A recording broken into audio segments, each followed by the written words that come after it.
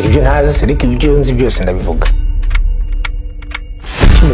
Dufite n'inkuru yuko hari Medbeat yakunyanganyije The Ben akakujyana kwa Bruce. But the thing is, kenda ngo ari gatowe kumva karike nubwa mbere ibintu ngiye kubivuga hatambirangiza ngo nzavuga bino bintu. Ngiye muri business unaduhe journey yawe y'ukuntu watangiye akazi unatangira na business. Nagize imana rambona a good mentor, someone witwa Normand aho ari he's in his 80s, umuntu nkunda cyane. Cyari twakoze ni ikintu gifite niwe rikomeye ku muziki nyarwanda. Nta muntu agihindura. Ariko ibibazo byo mbasha nayo gusubiza. Nase ko kibiza nyana muri kana. Ngiye ibi ni ibibazo byo. Uyu ntago ari umuntu wakurikiranye The Ben cyangwa wakurikiranye Bruce. Ni umuntu wakurikiranye Coch Gael. Ni umuntu usanzwe uri umubyeyi. Arashaka kumenya clarity iri hagati yawe na The Ben. Mugiye byo masa. Ngiye bagwisukura bagiye ngiye kuvugisha ukuri kabisa. Mbega murashaka kwiharira umuziki nyarwanda. Melody ni inshuti yanjye. I love the guy. Do you think yuko uzongera gukorana na The Ben hindi project? Impamvu bitantera ubwoba n'iki byose gusa impamvu mbifuzeho nuko nzi ko hari benshi baramurikira shadise batangira kubyibaza. Abantu bamvuga nabi, abantu bavuga ibintu byanjye nabi, babwiza ukuri. Icyakurikiye Dumba umukomediye cyangwa Dumba ukaraga imiziki kubyina kwihangana byaramunaniye arasakuza aravuga what do you say ubwiye muyoboke ngo iki nubwo Dumba yanze kuza muri ibintu namwinginze ngo azabivuga arabyanga kinyose garuka Melody garuka zamuka no hejuru garuka Coach warisakuje ukomeza gutomboka muyoboka arumirwa Dumba kwihangana ngiye kurangiza Dumba kwihangana biramunanira. Icyakurikiyeho Dumba yakomeje gutongana. Dumba yari yamenye muri imwe ariko kwihangana bimunaniye ikintu yakoze ni kimwe ariko ngiye kumena umuceri wose. Dumba mwaratonganye mutonganye kuko yarababajwe n'agasuzuguro usuzuguye muyoboke.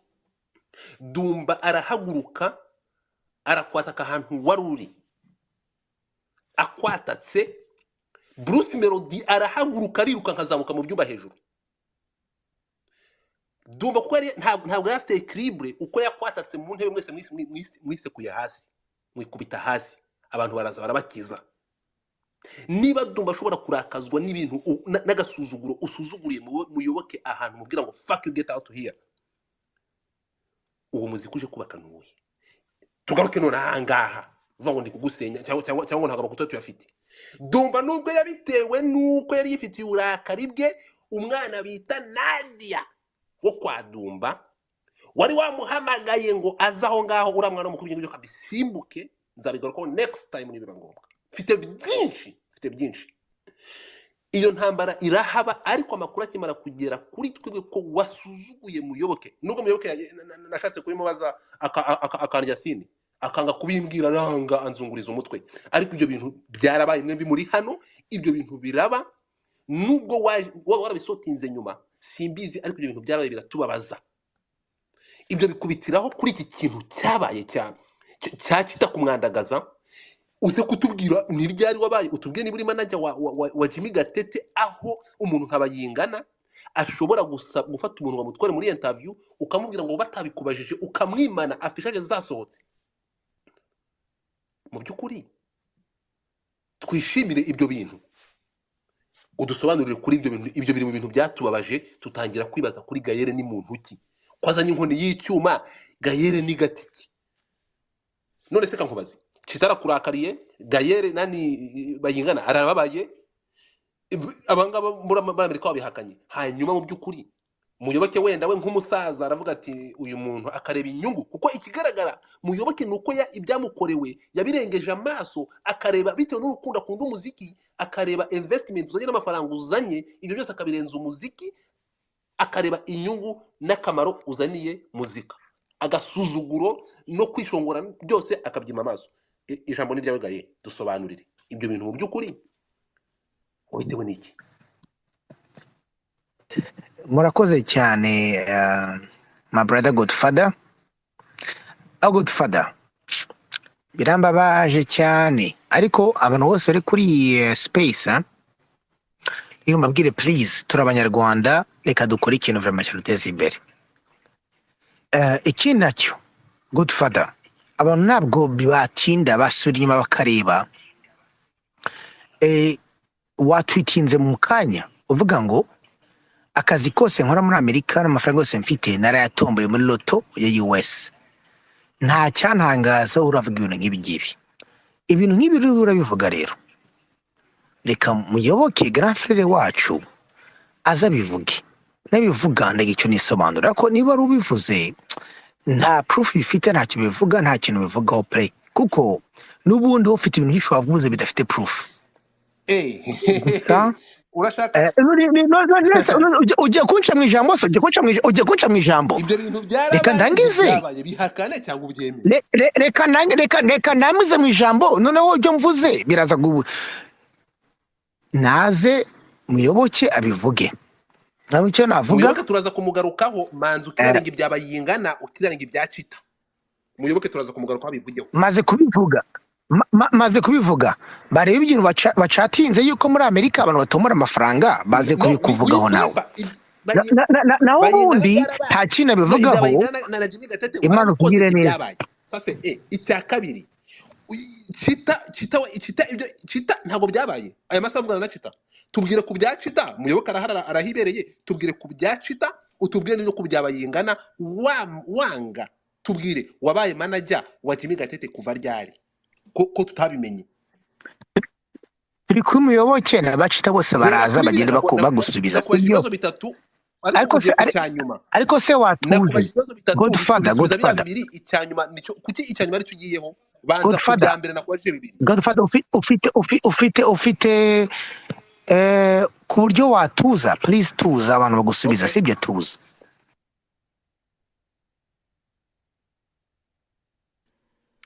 Ndakumva. Wamyutinze mic yawe.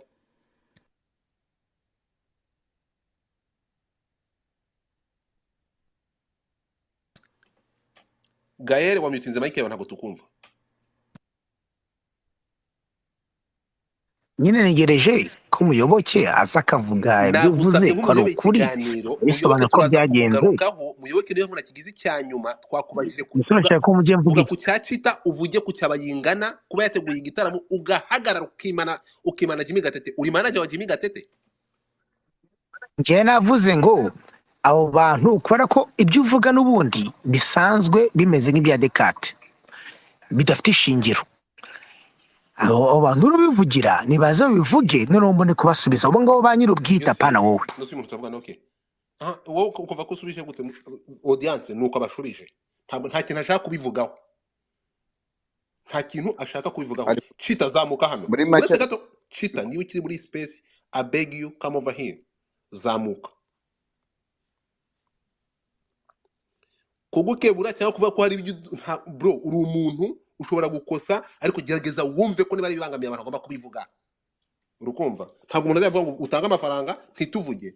Okay, ibyo muri onomo nkuko muyoboke yavuze ngo nta kintu ashaka ngo tuzabikorera indi space. Muyoboke ibintu ni bibiri, hari ikintu uri bivugeho ku bintu maze kuvuga mutazi yo nakuye, hari comment uri bikoreho, yes or no? Muyoboke unmute your mic. Ufite amagambo abiri, hari comment uri wishyire ku magambo mvuze mutazi yo nakuye, yes or no? Uburenganzira bwawe. Nkuko nakubwiye mbwira abadukurikiye ni benshi hano ndabona bamaze kugera 1800. I can't say anything. Ari umurongo twari twihaye, niba mwawutambikiye mukajya handi nje ntacyo bivugaho. Thank you. Nuburenganzira bwawe. Gael nta kintu abivugaho. Gael nkaho washyizwe mu majwi nawe uburaza kuvuga ko nta kintu bivuga ko byabereye onomo, bibabaje cyane, habayeho gusuzugura. Muyoboke nababwiye ko ashobora kutagira ikintu avuga mu rwego rwo guputinga.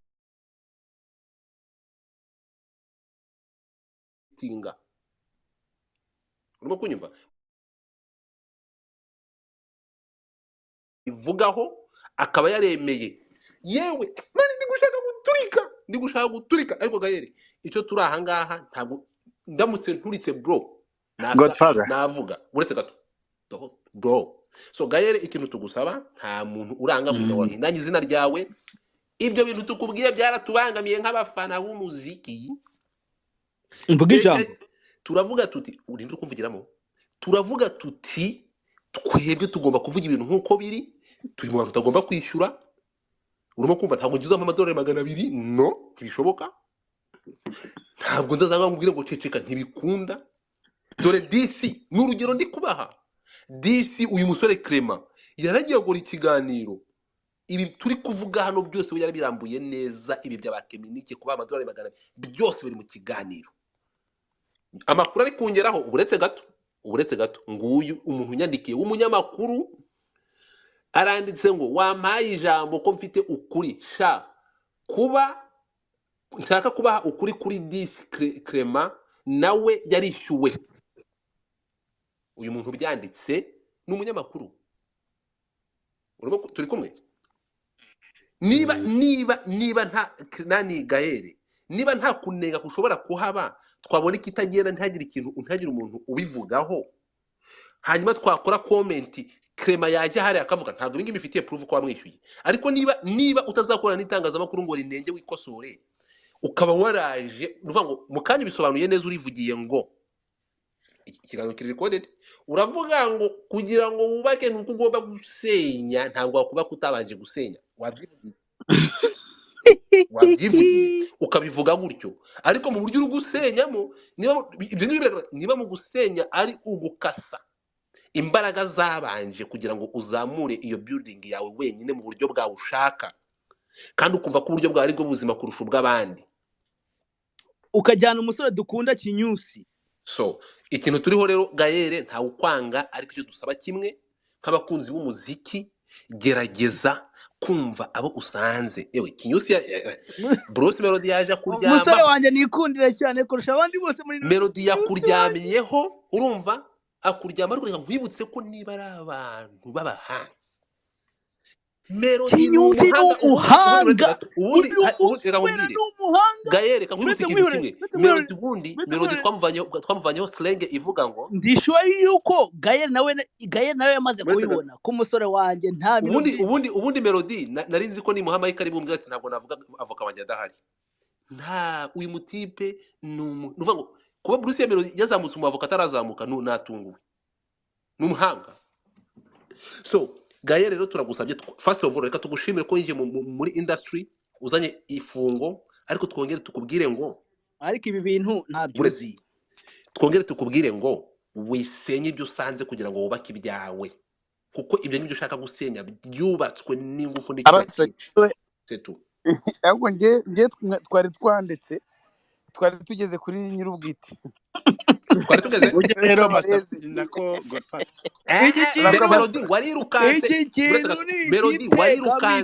abantu bari gukocora na Dumba ari gukubita Gael uzamuka ujya mu byumba wazamutse muri no kuri nivo ya 4. none se wowe Godfather kwatubwiye ngo abanyamakuru bari gusenya abantu pushi ngiye icyo vuga na Godfather oya Dumba koko n'imiziki Dumba ubundi busanzwe yitemera ibiti hakurya y'amazi azobereye ishoka rero imiziki azayerekera abayizi nyine buretse nta kibazo yitemera ibiti buretse Godfather wavuze ntajye umuntu guca mu ijambo so Dumba yitemera ibiti ariko urinciyemo wowe wese kurinciyemo kumagiye guceceka ceceka Dumba no mu magamake Dumba aba yicariye mu modoka utunakora ibaza ahantu hagera yuko Dumba agiye gukubita inki Coach Gael biba byafashe intera. Wowe nari nzi ko mwamusoje ngewe nibyo nari nzi ko byarangiye. Okay Melody ngiye kubaza ijambo rimwe niba muminzanyemo ngiye kukubaza ibintu Gael yakoreye muyoboke n'agasuzugura musuzugiye birakwiye cyangwa ntabyo? Ibyo ni ibyo abamanager bazabyimenye n'ibinarira kubakemura nta muhanzi. Nakubwiye Bruce Melody n'umuhanga kiza ubwenge umukanda asobeshye ngo miliyari akabeshya miliyari agacika neza no Melody icyo tuvuga rero icyo ndicyo nuko Melody ahangaho tuva arahabona Melody uko uvuze ngo naba manager bazabisotinge ku giti cyabo barabisotinze amakuru mani ariko ndashaka kubanza kumenya ibyawe nawe uravuze wowe ntago turagusobanukirwa neza inde harya hagati y'abahanzi abanyamakuru n'abaki wowe uri igiki mu bindi uravuga nde bamwita tikati wowe reka nkwibwire nge ndakasongo yihwa urumva Melody aho rero kina n'intobo uburetse gato Melody uburetse mbwira ibintu bya nyabyo men numbwira ubusa nanjye ndakubwira ubundi ubusa nkubwiye nuko uburetse gato ubusa nkubwiye nubuhe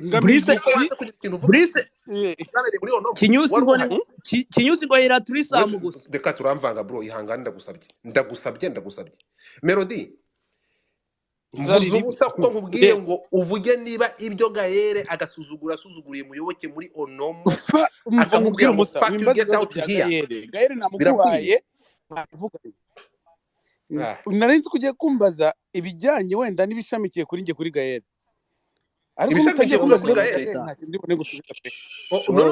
Melody niba turi aha ngaha uramaza ngo nshinzwe iki niba turi aha ngaha turi kurwana nyine tubwire urumva nyine abonye umuntu wanditse ibiboro ngo bigiye kuvuga ukuri ngo kuri nde nyine nanjye ndapiyaringa nk'abandi bantu ubwo urabona nsezereye forever ntabwo nzagaruka nje ariko abantu batereteninga ngo ntabwo bazagaruka kuri space ndagaruka uzahamagaye hese man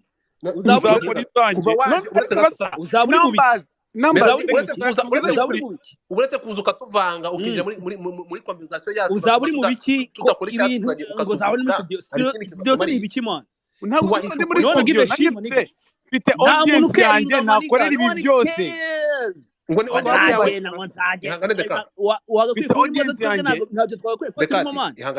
abantu banje kuri Twitter Melody waje hano kubera inyungu iri joro uriraye uretse gato iri joro uriraye kubera inyungu zawe muri space kuko waruzi ko waje hano uritambika wavanze ikiganiro cyacu uri sure kweri I swear to God waje hano kubera inyungu kandi na Gael namuguhaye uwo muntu uri kunjija kwitambikira yaje agasobanurira ibyo yasobanuye iki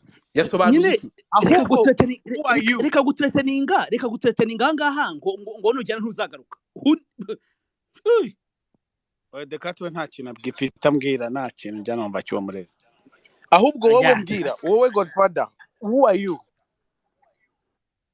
urinde wowe ugamije nyungu iki urwanira hehe mbega uri mu ruhe ruhande abamwe n'abanyamakuru abandi n'abahanzi abandi barumva n'abafana wowe uri reka ngusubize rero urumva ushaka kumenya uwo ndi we ndi umukunzi w'umuziki muri rusange oya ntabwo ushaka umva iki kutumye wowe uharwanira ni hehe nakubwiye nti mu bwa mbere mubonye umufana umukunzi w'umuziki uhagurutse akawuharanira agashaka no kuwuteza imbere akanga n'icyawudobya kuko nkunda umuziki Melody uretse gato deka rero mujye muvuga hari umwe izina ry'Imana ntabwo mfite Bruce ntabwo yereza agaciro umufana uretse gato ubwo uri kumva kandi bimenye abafana banjye mbaha agaciro ariko mbaha agaciro nzi neza ko ari abafana ubuse ko nkaho utari umufana kandi nkaba ndi kukumva urumva amatwi yanjye ariko gukora akazi akwiye kuba ari gukora Melody dekati wambabariye nako kinyusi ntabwo uri Bruce no dekati ntabwo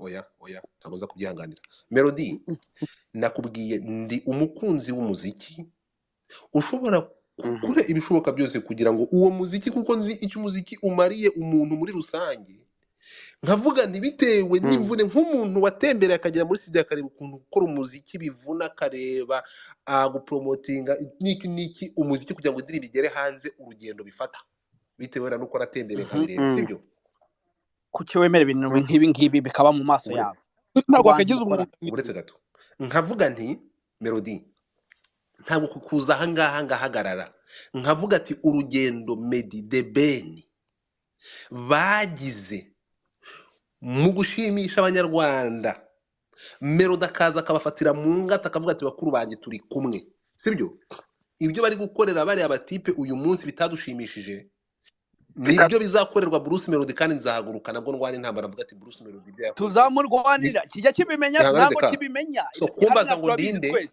ururimi ndi kuvuga ntabwo uri kurwumva ndi umuntu uvuga ururimi wumva gerageza kureka kumenya ndinde nyine kumumva muri babiri ngiye tangora kumvuna okay Godfather reka vuga Bruce Melody ni umunyabwenge. Niko nashaka kumenya Godfather akaba agize umwunganizi.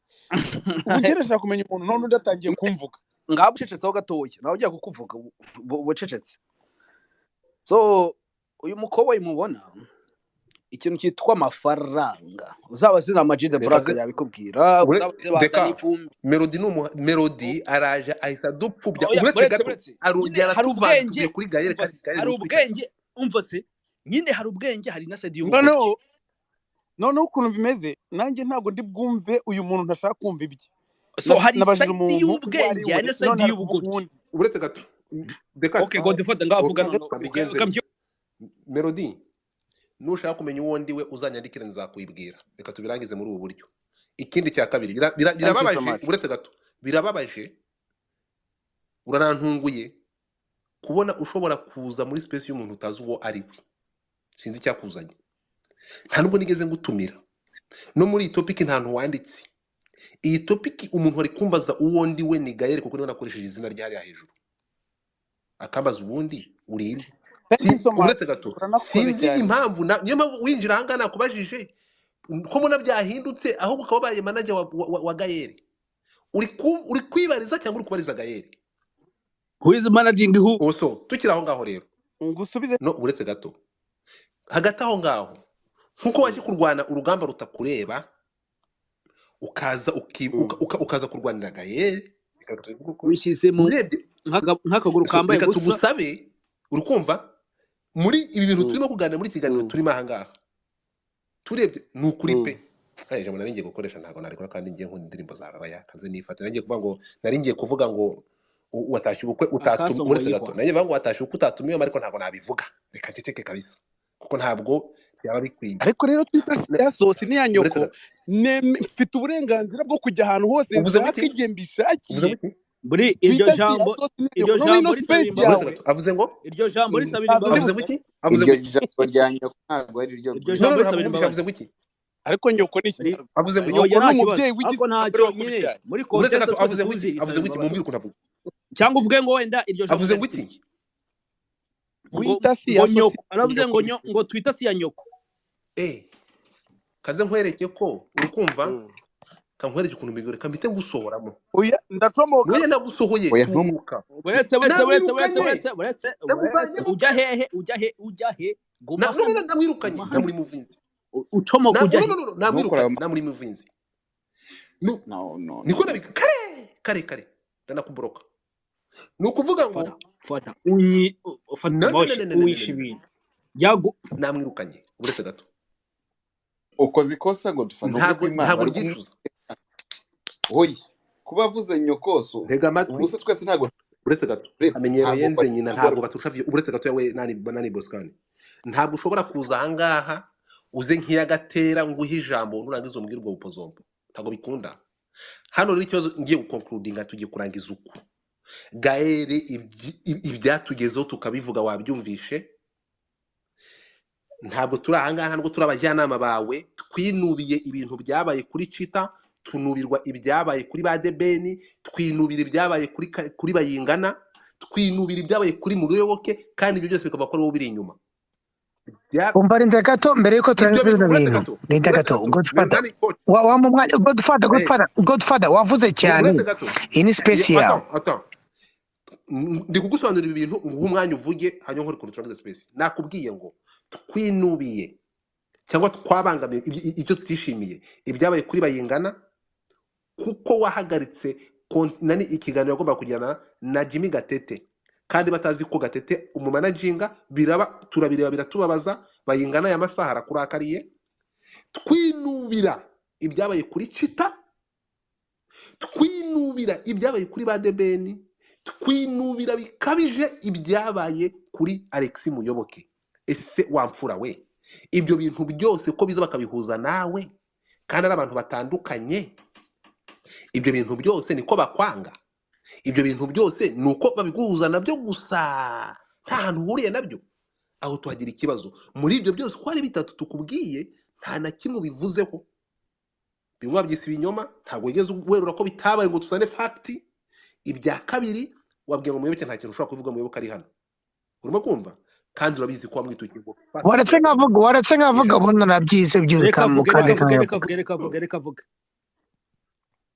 okay icyambere Jimmy Gatete ntabwo mu managinga mu bundi buryo bwose bw'iki n'iki nuko Jimmy Gatete mukuru wanjye ba mama bavindimwe ni my cousin ijana ku ijana kandi nta kintu na kimwe Jimmy Gatete ashaka gukora nka mukuru wanjye ngo njye nkimubuze ntabwo bishoboka icyambye ngo ashaka kugikora ntamureka agikora kandi niba yarasabye ati nkawe undebera iki byose njye umureberera pe inyungu ze hano ariko icyo yasabiye kose nagikora icyo ni icyambere icya kabiri kuri yose wari uravuga Godfather I respect you man you were a good speaker you were a good leader ikintu yose wakora tukarutanya nose tukavuga uri umuhanga man uri umuhanga uzamuha ibiceri Godfather kwibiceri man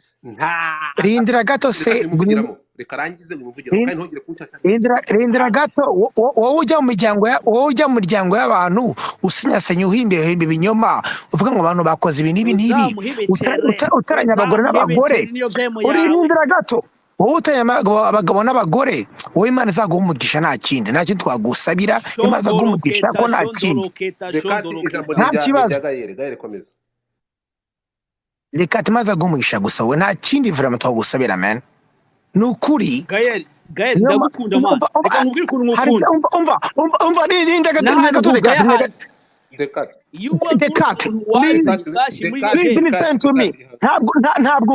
ntabwo nkunda kubera yuko iba nkundaga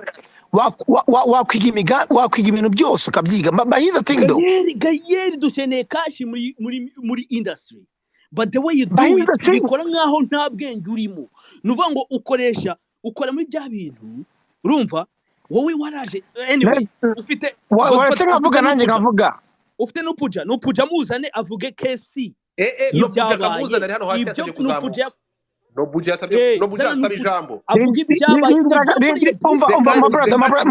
pandemic bro azabisobanura byose nupuja zamuka asaba ijambo umva rindira gato Gael ntabwo yongera kuvuga umva rindira gato oya ni mungati ijambo ndatava mu please reka neza kuvuga bahiza tindo Descartes he to me niyo muntu wari ufite IQ ya mbere y'ababloga babayeho mu Rwanda mu Burundi no muri Tanzania no Buganda he's really great ariko rindira gato nabyo nabigaruka please ntumbwire icyo mvuga ntubwire icyo kuvuga man ntubwire icyo kuvuga please ndagusabye ntumbwire icyo kuvuga aho rose ubwire icyo kuvuga njye ntumbwire icyo kuvuga ndagusabye naje hano kubera ko ntabishatse kuvuga please ntumbwire icyo kuvuga icyambere the cat is really good no muhanga pe but sometimes ararengera man kandi we love him he's a good guy I got him man I wish umunsi umwe twakwicarana tukaganira tukabona face to face reka tumve kuri we Gael ntago amafaranga yawe ntibishoboka I can never sit with you Descartes s'il te plaît Gael go ahead Descartes mbabarira unmute your mic Gael ukomeze Gael Descartes reka Gael avuge Descartes humura urakoze inshuti yanjye humura Descartes n'amafaranga njye naguha ndabizi ko utajya wakira amafaranga uri intwari nta muntu umwe ujya wakira amafaranga ye abantu bose barakuzi ko nta faranga ugifata sasa rero tugarutse kuri ibi bavuga Godfather nukuri pe njye ndangiza uyu mugoroba ko twarabirije ngiye kuryama wakoze ko waduhuje kandi nzi ko byose wabikoranye urukundo ubwira ngo umuziki wacu uze hamwe niba hari ikosa abantu bose bamubonaho y'iki n'iki ndisaba imbabazi pe 100%. Oya wasabye ndabizi kandi twurijamo wasabye muyoboke imbabazi uza natwe usaba imbabazi nk'abantu kujya mukorera ibyo sasa Godfather Dekati hangane waramuhamagaye murabirangiza ariko byari byamaze kutugeraho barababaye. Godfather nimba arimo gusaba imbabazi reka asabe imbabazi. Gael animate your mic, mikoro irafunze. Gael mikoro yawe irafunze. Okay, thank you. Okay. Yeah, it was on mute. Ndavuga niba ari ikintu nakoze mubona ko cyaba ari kibi. I'm so sorry guys, and turazamaka muri ubuzima n'iki muri Africa mutwigishe please. Godfather, the cat n'abandi mwese mufite experience, my mentor nemera cyane muyoboke, please mutwigishe please. Mutwigishe mbere yuko muza hano kuri nuza please muduhamagare mwerekane proof y'iko mwaduhamagaye privately twako bitaba ariko tuzubaha kandi tuzaca bugufi please turashaka kwiga ariko what you want nogira ngo kino kintu kibashe gukura. Why not? To me my focus is Nigeria. Kuki tutabasha kugera ahantu Nigeria iri? Let's do it together. Ntabwo twabikora twenyine.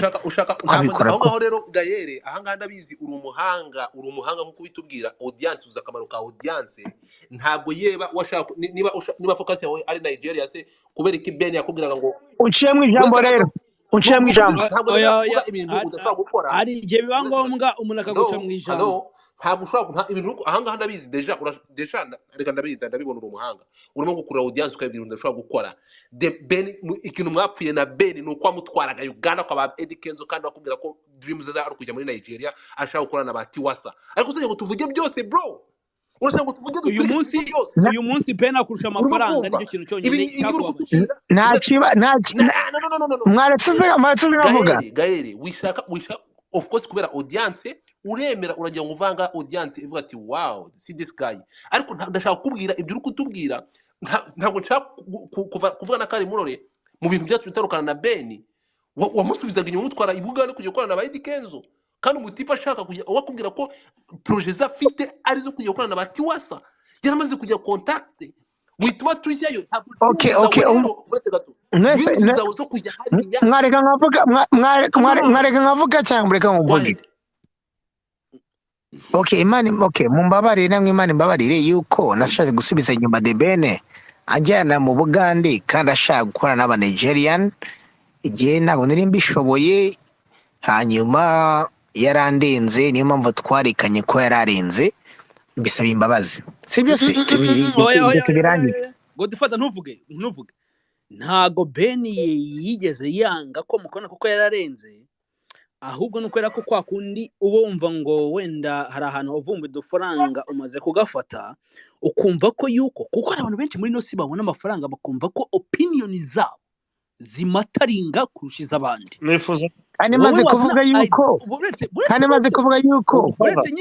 buretse this all happened Noneho what happened was muyobo ihangane gato the Ben yarakubwiye ngo mu ijambo kabisa Ben what happened was yarakubwiye ngo ngomba gukorana kanaka kubera ko izina ryangira ahangaha dusinya amasezerano yo gukora album wowe utajya kuvuga ati kubera ko wenda ku mufuka wenda ntabwo uhagaze neza nta kibazo uravuga cyangwa ntabwo yamagaze neza erega umuntu akora ageze nabwo nari mbishoboye wajye wemera ko nanjye ndi umunyabwenge maniga. Okay tukira aho ngaho rero thank you kuko washakaga gukonseriva amafaranga uramubwira ngo tujye gukorana na Fizo mu Burundi ndabeshya ntago mbeshya hari ijambo nashaka kubasaba gatoya nkasezera kwigendera. Okay muyobe reka tuve muyoboke gatoya hanyuma ijambo the legend the main legend forever ntabwo bya uno mu mwanze kugira ikintu mbivugaho nzabigarukaho kuko mfite Godfather wero nagira ngo sometimes iyo tuganiriza abantu hano hari abantu bari kuri space bagera ku 2,000 na rimwe na rimwe turabacanga tukavuga ibintu byinshi tukavugiramo ariko icyo nashaka kuvuga ni iki niba Gael avuze ati yaba ari uwo nahemukiye yaba ari uwo wenda wanyubise yaba ari iki nsabye imbabazi kuki icyo jambo tarihaye agaciro hano ibindi bikazakurikira aho kugira ngo kuko ngiye atangiye kuvuga Gael atangiye kuvuga ati I'm very sorry muba muciyemo ntabwo menye uko birangiye yewe I'm totally confused ariko tugende dufokasinge ku kintu